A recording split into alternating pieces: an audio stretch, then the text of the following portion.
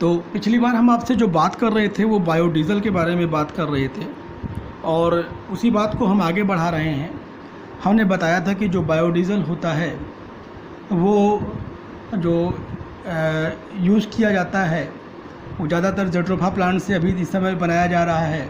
Jatropha jatropha के seeds होते हैं उनके साथ केमिकल रिएक्शन करके बनाया जाता है।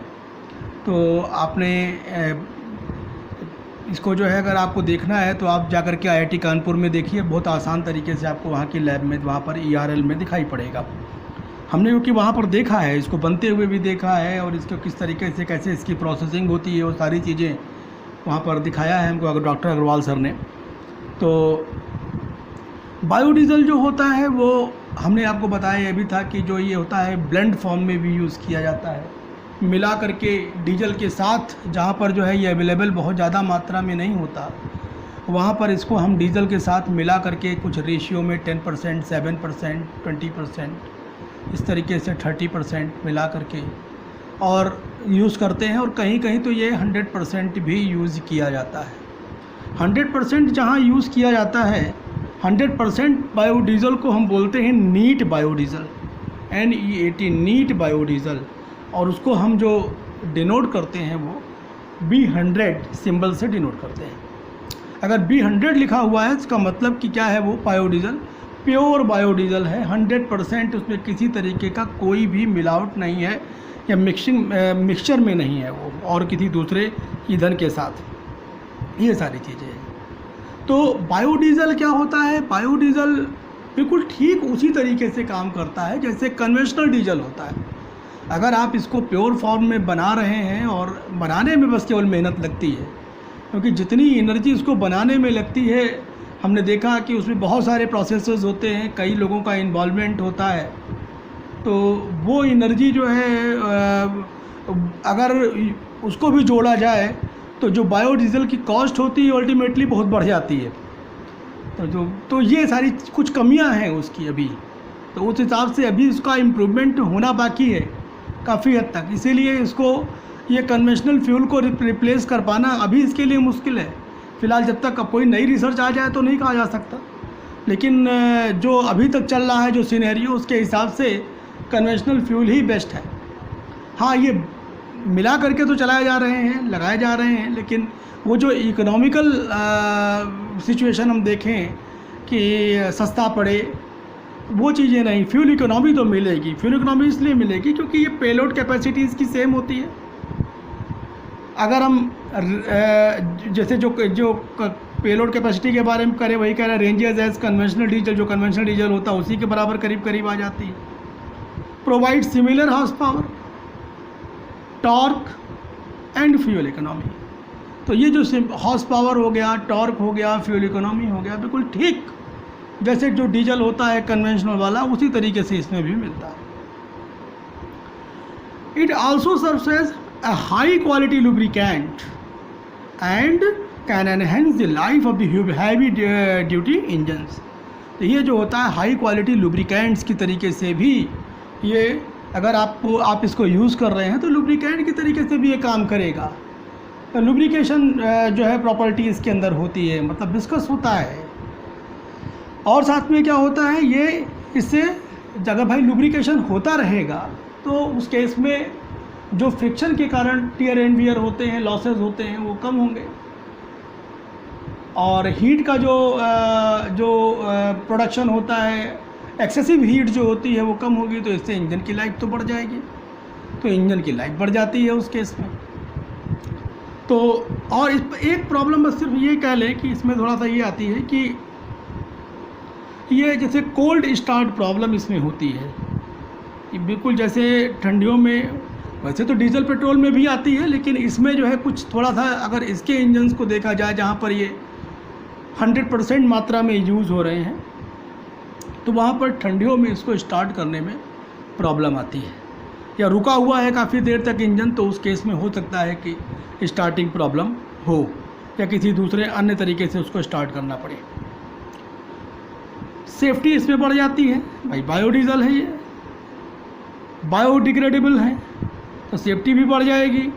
नॉन टॉक्सिक होता है, ट्रांसपोर्ट आसानी से किया जा सकता है, एक स्थान से दूसरे स्थान तक आसानी से ले आया जा सकता है, इसको स्टोर किया जा सकता है। बिल्कुल ठीक वैसे जैसे डीजल होते हैं, पेट्रोल होते हैं, उसी तरीके से इसको भी स्टोर कर सकते हैं, उसी तरीके से इसको ले जा सकता है। तो ट्रांसपोर्टेशन भी उसी तरीके से सिमिलर है बायोडीजल का डीजल के तरीके से। सेफ्टी और बढ़ गई, नॉन टॉक्सिक होता ही है, बायोडिग्रेडेबल होता ही है, ये इसके फीचर्स हैं, आसानी से इसको स्टोर कर सकते हैं।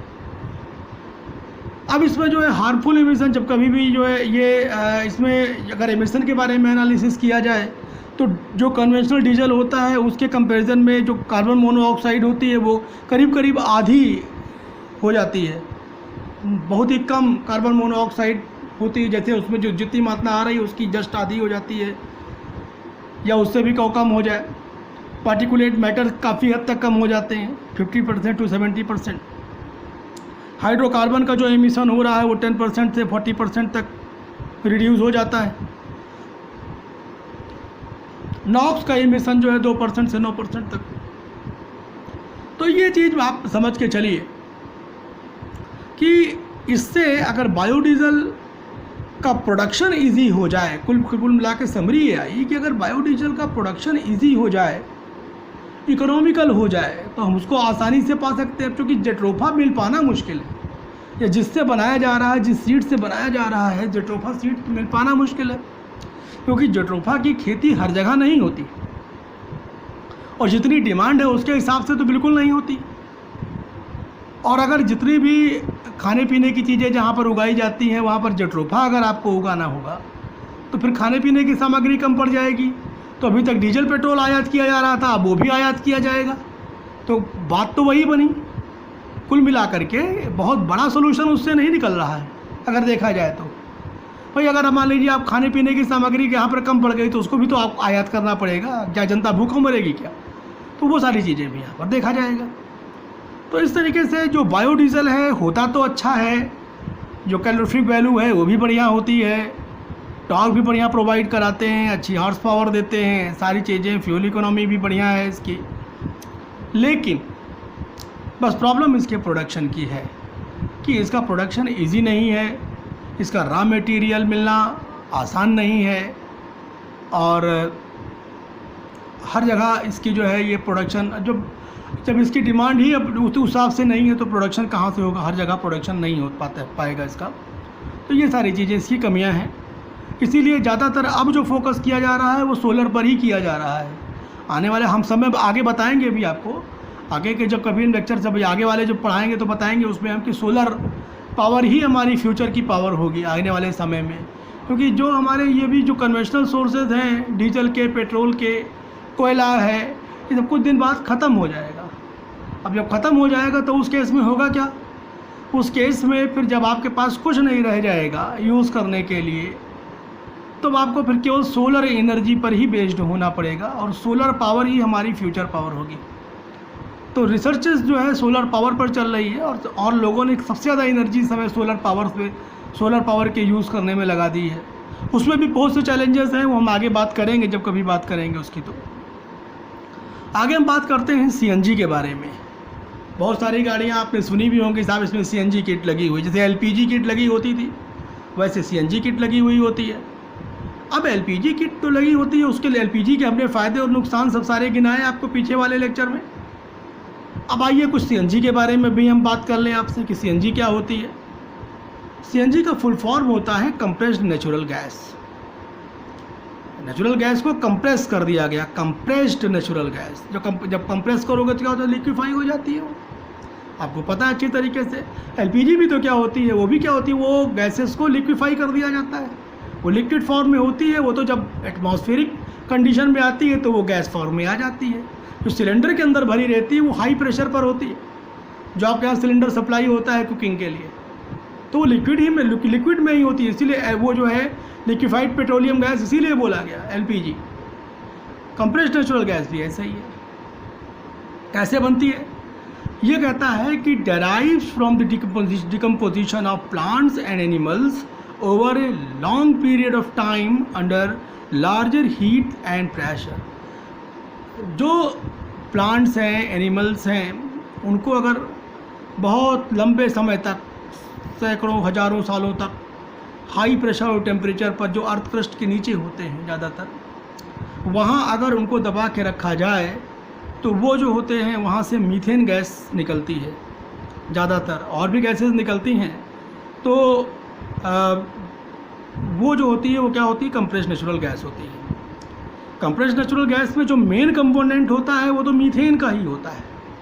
मीथेन जैसे आप देख रहे हैं CH4 यहाँ लिखा हुआ है, CH4। बाई मास अगर हम बात करें तो जो मीथेन होती है 92.29% होती है। अब देखिए सबसे ज़्यादा इसकी क्वांटिटी मीथेन की है इसमें, CNG में। और भी कंपोनेंट्स होते हैं उसमें CNG में, लेकिन सबसे ज़्यादा जो क्वांटिटी होती है वो मीथेन की होती है। बाई मास अगर हम बात करें तो उसके बाद फिर नंबर 2 पर ईथेन आता है। ईथेन जो होता है वो 3.6%।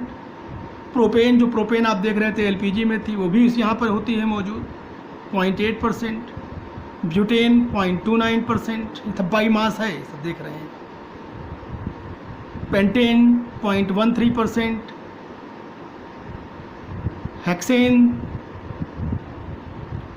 हेक्सेन जो होती है 0.08%। हेक्सी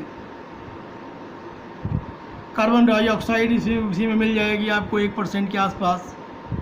वाटर मिल जाएगा, वाटर भी होता है इसमें, वाटर क्यों, वाटर वेपर फॉर्म में होता है इसके अंदर। नाइट्रोजन होती है 1.8%। तो ये सब देखिए इसके जो है कंपोजिशन है, ये बाई वेट आपको बाई मास बताया गया है। एक प्रॉब्लम होती है, जो CNG से चलने वाली गाड़ियां हैं, कहते हैं साहब CNG से चलती है, CNG किट लगी हुई है, तो इसका जो माइलेज होता है वो बढ़ जाता है। माइलेज बढ़ जाता है, बहुत ज़्यादा माइलेज पर तो असर आता नहीं, बढ़ता ज़रूर दिखता है, थोड़ा बहुत तो दिखता ही है। जहाँ पर कोई गाड़ी जो है 12 या 12 चल रही थी, वहाँ पर 13, 14, 15 तक चलने लगती है। 12, 1-2 किलोमीटर का फ़र्क आता है पर लीटर, बहुत ज़्यादा अंतर तो नहीं आता। CNG में होता ये है कि जो वाटर होता है वो वेपर के फॉर्म में मौजूद होता है। तो इसमें CO2, वाटर वेपर, ये सब मिल करके क्या करते हैं, ये सब इम्प्योरिटीज ही मान के चलिए इनको, क्योंकि ये जो है जलेंगे तो है नहीं भाई, ये कंबस्टिबल फ्यूल में नहीं आएंगे। तो करते क्या है, ये जो है स्टोरेज टैंक, और जो स्टोरेज टैंक के अंदर का जो सिस्टम होता है, जो पाइप्स हो गई और बाकी चीज़ें जो उसके अंदर, उसमें कोरोजन डेवलप करते हैं। अब कोरोजन हो जाएगा तो वहाँ पर फटीग क्रैकिंग मटेरियल जो होता है वो फटीग के थ्रू क्रैक होने लग जाएगा। तो ये सब सारी चीज़ें इसके अंदर, ये कुछ ड्रॉबैक्स भी हैं। लेकिन कोरोजन तुरंत नहीं होता है, क्योंकि इसकी मात्रा भी आप देख रहे हैं 0.01% होती है। तो ये काफ़ी लंबे समय तक चलती है जो किट लगाई जाती है। वैसे जो किट होती है बहुत, उसकी भी अपनी एक लिमिटेड लाइफ होती है, तो उसके पर्टिकुलर लाइफ के बाद उस किट को चेंज कराना पड़ता है इसी कारण से, क्योंकि उसमें क्या होता है कि कोरोजन तो होना ही होना है। जब आप CNG यूज़ कर रहे हो तो CNG में तो वाटर वेपर होगी, कार्बन डाइऑक्साइड होनी ही होनी है, और वो क्या करेगी, वो कोरोजन डेवलप करेगी। तो इसलिए इसको यूज़ करना, इसको जो है CNG किट जो होती है वो रिप्लेसेबल होती है, और एक पर्टिकुलर समय के बाद उसको रिप्लेस करना पड़ता है।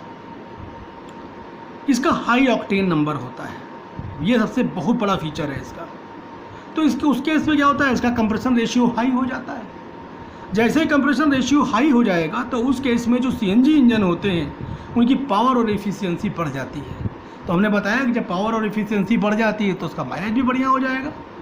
तो CNG इंजन जो होते हैं उनकी कुछ खासियत भी होती है, क्योंकि CNG का जो ऑक्टेन नंबर होता है वो जो बहुत हाई होता है। ऑक्टेन नंबर हाई होने से कंप्रेशन रेशियो बढ़ जाता है। कंप्रेशन रेशियो बढ़ जाने से ये सब क्या है, एक दूसरे के साथ जुड़े हुए हैं। Octane number high compression ratio और high power and high efficiency, ये सारी चीज़ें एक साथ, ये सब सीक्वेंस से समझिए आप इसको ऐसे। हमारे ख्याल से आपको इस कंप्रेस्ड नेचुरल गैस के बारे में काफ़ी कुछ समझ में आ गया होगा। तो बात अभी हम कुछ अल्टरनेटिव फ्यूल्स के बारे में ही, अभी आगे भी हम जो भी अभी लेक्चर ले रहे हैं इसमें हम अल्टरनेटिव फ्यूल के बारे में ही बात करेंगे, क्योंकि आपको ये पता चल जाए कि कन्वेंशनल फ्यूल के अलावा कौन कौन से ऐसे और भी अल्टरनेटिव फ्यूल्स हैं जो ऑटोमोबाइल सेक्टर में यूज़ किए जा रहे हैं, और आने वाले भविष्य में किसकी संभावना ज़्यादा है, और किस पर जो है हम जो रिसर्च प्रोस्पेक्ट्स हैं वो ज़्यादा हैं, जिससे आप लोग कभी आगे रिसर्च फील्ड में जाना चाहो, इससे संबंधित चीज़ों में, तो आपको उससे आसानी हो डिसाइड करने में, और रिसर्च टॉपिक डिसाइड करने में, और रिसर्च एरिया डिसाइड करने में। तो हम समझते हैं आज यहाँ तक आपको समझ में काफ़ी कुछ आ गया होगा। आगे हम नेक्स्ट लेक्चर में कंटिन्यू करेंगे इसी बात को। Thank you.